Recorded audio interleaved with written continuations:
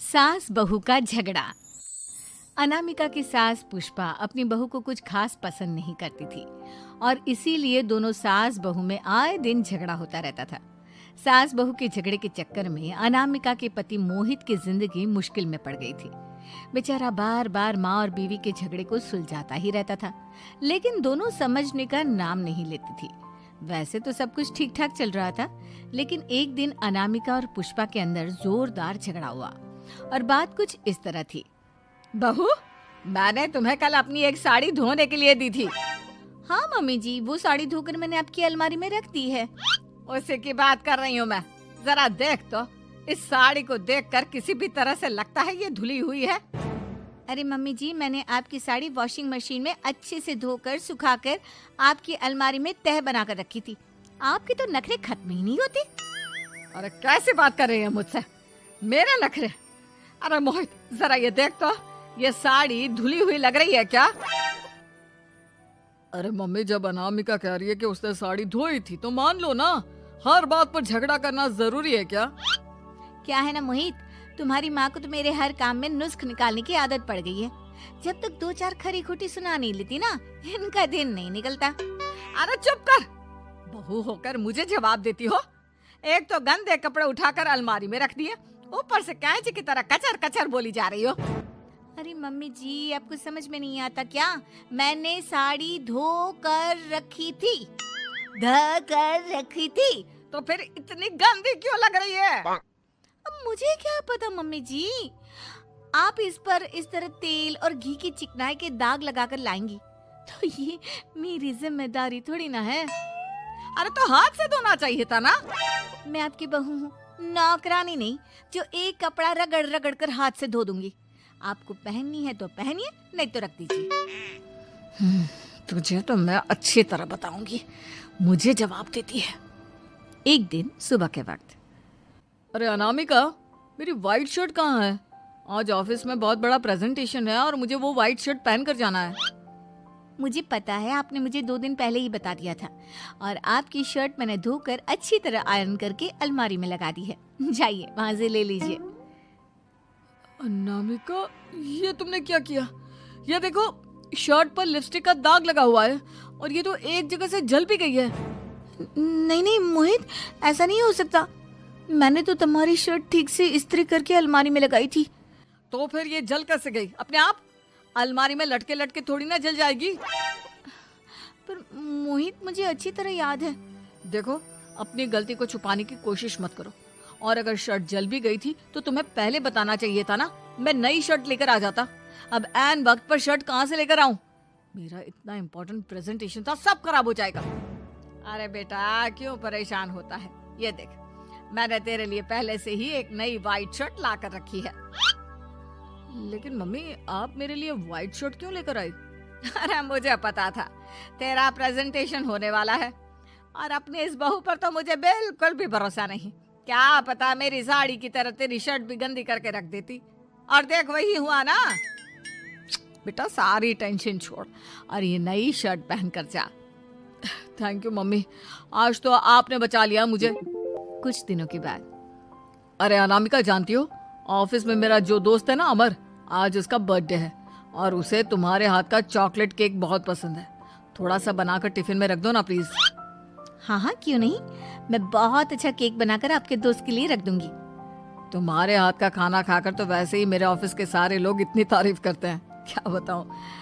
Please एक अच्छा सा केक और बना दो, मेरी तो ऑफिस में शान बढ़ जाएगी। अनामिका केक बनाने के लिए रख देती है। पुष्पा चुपचाप जाकर उस पे ढेर सारा नमक डाल देती है। देख अमर, तेरी भाभी ने तेरे लिए चॉकलेट केक बनाकर भेजा है, तुझे बहुत पसंद है ना? यार, तू बहुत किस्मत वाला है, भाभी इतना अच्छा खाना बनाती है और साथ में केक भी। वैसे भाभी को थैंक यू बोलना। थैंक यू बाद में, पहले तो ये केक खा कर देख। बहुत मेहनत से बनाया है अनामिका ने। अरे यार, इस केक में तो बहुत सारा नमक है। लगता है भाभी ने शक्कर की जगह खूब सारा नमक डाल दिया है। अरे मोहित, तू तो अपनी बीवी की कुकिंग की बहुत तारीफ करता फिरता है। जरा पूछना अपनी बीवी से, केक में नमक कब से डलने लग गया। क्या यार, तुझे भी मेरा ही जन्मदिन मिला था बिगाड़ने के लिए। केक नहीं लाना था तो मत लाता, कम से कम मुझे इस तरह नमक वाला केक तो नहीं खिलाता। अरे नहीं यार, अनामिका ऐसा नहीं कर सकती, जरूर कुछ गड़बड़ हुई होगी। घर जाने के बाद अनामिका, अगर तुम्हारा केक बनाने का मन नहीं था तो ना बनाती, लेकिन मेरी बेइज्जती करवाने की क्या जरूरत थी? अरे आपकी बेइज्जती, ये आप क्या कह रहे हैं? मैंने तो सुबह आपको इतने अच्छे तरीके से केक बना कर दिया था। हाँ, लेकिन उसमें इतना सारा नमक डाल दिया था कि आज ऑफिस में मेरा अच्छा खासा मजाक बना है। मेरे सारे दोस्त हंस रहे थे मुझ पर। अरे बेटा, मैंने तो तुझे पहले ही समझाने की कोशिश की थी। एक नंबर की गैर जिम्मेदार है ये लड़की, कोई काम ठीक से नहीं करती। उस दिन भी गंदी साड़ी रख दी थी मेरी अलमारी में और झूठ बोल रही थी। कुछ दिनों के बाद अनामिका देखो, मैंने अपना लैपटॉप चार्जिंग पर लगाया है, उसे अच्छी तरह चार्ज होने देना। मेरी एक अर्जेंट मीटिंग है, प्लीज बीच में से हटाना मत। हाँ हाँ ठीक है, मैं नहीं हटाऊंगी। पुष्पा चुपचाप से जाकर चार्जिंग का बटन बंद कर देती है। थोड़ी देर बाद अरे ये लैपटॉप चार्ज क्यों नहीं हुआ? और ये बटन किसने ऑफ कर दिया? अनामिका, इधर आओ। क्या हुआ? क्यों चिल्ला रहे इतना? अनामिका, मैंने तुमसे कहा था ना, मेरा लैपटॉप चार्जिंग पर लगा हुआ है, मेरी अर्जेंट मीटिंग है। तुमने इसका स्विच ऑफ क्यों कर दिया? अरे मैंने ऐसा कुछ नहीं किया, मैं क्यों स्विच ऑफ करूंगी? कुछ दिनों से देख रहा हूँ अनामिका, तुम मेरा हर काम बिगाड़ देती हो। देखो, ये अच्छी आदत नहीं। कम से कम तुम्हें इस बात का तो ध्यान रखना चाहिए था कि मेरी कितनी इंपॉर्टेंट मीटिंग थी। अब क्या करूंगा मैं? आई एम सॉरी मोहित, लेकिन सच में मैंने जानबूझकर कुछ नहीं किया। अगर जानबूझकर नहीं किया तो क्या सब कुछ अपने आप हो जाता है? कभी मेरी शर्ट जल जाती है, कभी केक में नमक डल जाता है। आप मेरी बात क्यों नहीं सुनते? मैंने जानबूझकर कुछ नहीं किया। फिर से वही बात। अरे कितनी बार तुम्हें समझा चुका हूँ, इस तरह मेरा काम बार बार मत बिगाड़ा करो। तुम जानती हो मुझे कितनी प्रॉब्लम होती है। ऑफिस में तो पहले ही बेइज्जती करा चुकी हो, और अब ये मीटिंग, ये भी मेरे हाथ से निकल गई। अनामिका की समझ में कुछ नहीं आता कि आखिर उसके साथ ये सब क्या हो रहा था और क्यों हो रहा था। फिर कुछ दिनों के बाद मोहित अपने ऑफिस से कुछ फाइल लेकर घर आता है। अनामिका, ये कुछ फाइलें हैं, इन्हें संभाल कर रख दो। और प्लीज इस बार ध्यान से, कोई गड़बड़ी नहीं होनी चाहिए। नहीं मोहित, कोई गड़बड़ी नहीं होगी। मैं सारी फाइल्स अलमारी में लॉक करके रखूंगी और चाबी अपने पास रखूंगी। अनामिका, जरा अलमारी की चाबी तो देना। क्यों मम्मी जी, आपको क्या काम है? उसमें मोहित की जरूरी फाइल रखी है और मैं नहीं चाहती कि इस बार कोई भी गड़बड़ हो। पता नहीं कुछ दिनों से हर काम खराब हो जाता है। अरे मुझे उसमें से पैसे निकालने हैं और उसके बाद ले लेना अपनी चाबी। मैं खा नहीं जाऊंगी तुम्हारे पति की फाइल। अनामिका को अपनी सास पर शक होता है। चाबी देने के बाद वो चुपचाप छुपकर अपनी सास की हरकत देखती है।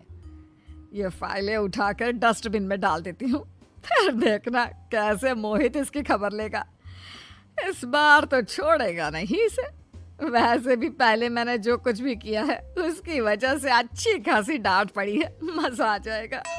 अच्छा तो ये बात है, सारा काम मम्मी जी बिगाड़ देती हैं, वो भी इसलिए क्योंकि मेरा उनसे झगड़ा हो गया है।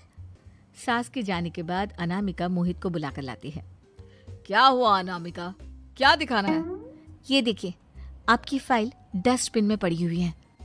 इसीलिए तो कहा था संभाल कर रखना, और तुमने उठाकर ये फाइल डस्टबिन में डाल दी।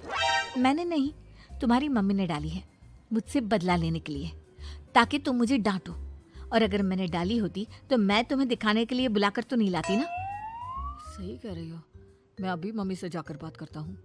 थोड़ी देर बाद, मम्मी सच सच बताइए, मेरी फाइल अलमारी में से निकाल कर डस्टबिन में आपने डाली थी ना? अरे अपनी माँ पर इल्जाम लगाता है, शर्म नहीं आती तुझे?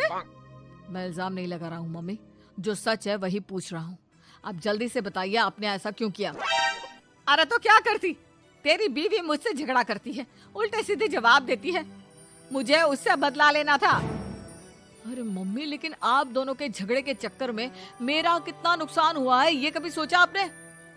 मम्मी जी, अगर आपका बदला पूरा हो गया हो तो आइंदा ऐसी कोई हरकत मत करना, क्योंकि अब आपकी सच्चाई हमारे सामने आ चुकी है।